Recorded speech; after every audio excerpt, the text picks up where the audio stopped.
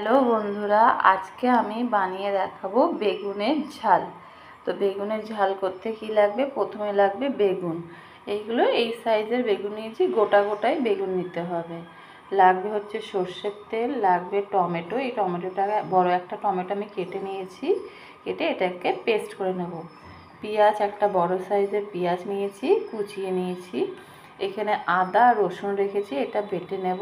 1 চামচ আদা বাটা হবে, 1 চামচ রসুন বাটা হবে। লাগবে হলুদ গুঁড়ো, লাগবে লঙ্কার গুঁড়ো, লাগবে ধনের গুঁড়ো, লাগবে জিরের গুঁড়ো, লাগবে আন্দাজ মতো নুন। তো সবার প্রথমে আমি গ্যাসটা অন করে কড়াইটা গরম করতে দেব। কড়াইটা আমার গরম হয়ে গেছে, এখানে আমি সর্ষের তেল দিয়ে দেব। সর্ষের তেল একটু বেশিই লাগবে, কারণ হচ্ছে বেগুনে খুব তেল টানে। তেলটা ততক্ষণ গরম হোক। এইদিকে বেগুনগুলোর মধ্যে আমি 1/2 চামচ এই নুন দিয়ে আর 1/2 চামচ এই হলুদ গুঁড়ো দিয়ে আমি এটা ভালো করে মাখিয়ে নেব। তারপরে তেলটা গরম হয়ে গেলে আমি বেগুনগুলো তেলের মধ্যে ছেড়ে দেব। তেলটা আমার গরম হয়ে গেছে, এবার আমি একে একে এই বেগুনগুলো ভেজে নেব। সবকটা বেগুনই আমি দিয়ে দেব। বেগুনগুলো যখন ভাজবেন বেশি জোরে গ্যাস দেবেন না, মিডিয়াম ফ্লেমে দেবেন, আস্তে আস্তে করে ভেজে উঠিয়ে নেবেন। দেখুন বেগুনগুলো আমার ভাজা হয়ে গেছে, এবার আমি বেগুনগুলোকে আস্তে আস্তে তুলে নেব। ওই তেলের মধ্যেই আমি এবার এই পেঁয়াজ কুচিটা ছেড়ে দেব। এইবার আমি পেঁয়াজটা একটু হালকা হালকা লাল করে ভেজে নেব। পেঁয়াজটা আমার হালকা হালকাভাবে লাল লালভাবে ভাজা হয়ে গেছে।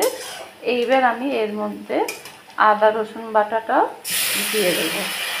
দিয়ে আমি আবার নাড়াচাড়া করে নেব।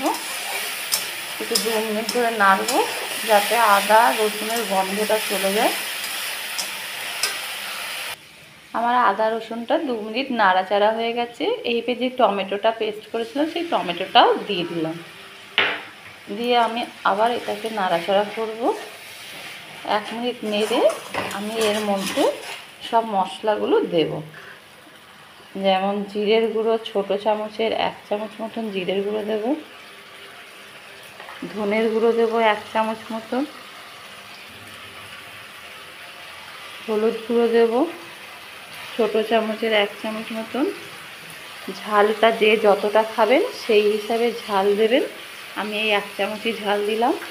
নুনটা যেহেতু বেগুনের মধ্যে আমি দিয়েছিলাম, সেই জন্য নুনটা একটু অল্প করেই দেবেন, লাগলে পরে আবার দেবেন, কারণ এটা তো ঝোল ঝোল হবে না। নুনটা আমি পরে এই কারণে দিতে বলি অল্প দেওয়ার পরে, তার কারণ হচ্ছে নুন পরে দেওয়াটাই ভালো, কারণ বেশি নুন হলে পরে বোঝা যাবে না বা সামলাতে পারবেন না। যেন অল্প দিয়ে একটু চেখে নিয়ে পরে আবার দেবেন। এটা একদম শুকনো শুকনোই কিন্তু হবে। মশলাটা ভালো করে কষে গেলে আমি তারপরেই বেগুনগুলো দেব। একদম তেল ছেড়ে ছেড়ে আসবে যখন, তখনই আপনারা বুঝতে পারবেন মশলাটা আমার ভালোভাবে কষে গেছে। দেখুন তেলগুলো সাইড দিয়ে ছেড়ে ছেড়ে এসছে।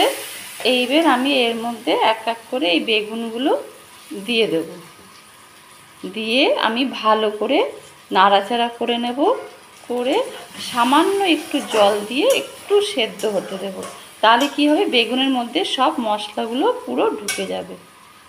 এই কাপের ছোট 1 কাপে আমি জলটা দিয়ে দিলাম। দিয়ে একটুখানি মিডিয়াম ফ্লেমে রাখবেন, রাখলে ফুটে একদম মাখা মাখা করে নামিয়ে নেবেন। দেখুন বেগুনের ঝালটা আমার একদম হয়ে গেছে, শুকনো শুকনো।